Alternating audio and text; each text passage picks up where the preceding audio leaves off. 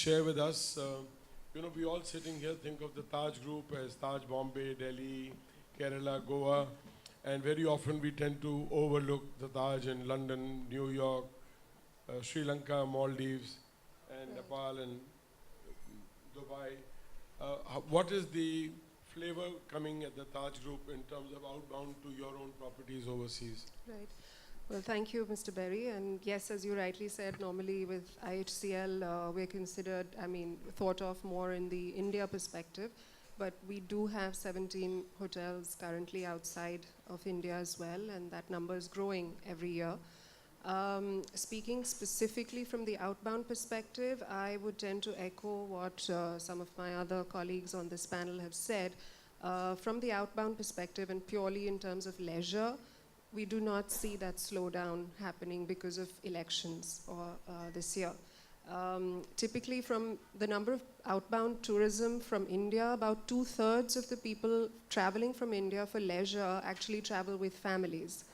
And when people are traveling with families, as everyone rightly said, they tend to time it along with school holidays. So the elections and the dates of the elections were also more recently announced. However, planning holidays during the planning your outbound travel typically tends to happen around January or February. So a lot of people had actually booked in their summer vacations.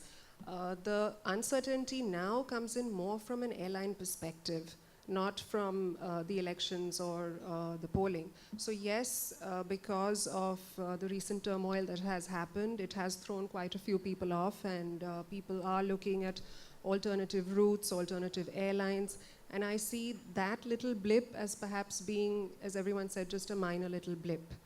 People will find a way to travel, and once the airline situation calms down, I'm sure people will continue. And as everyone rightly said, India is a growing market. It's just going to continue to grow.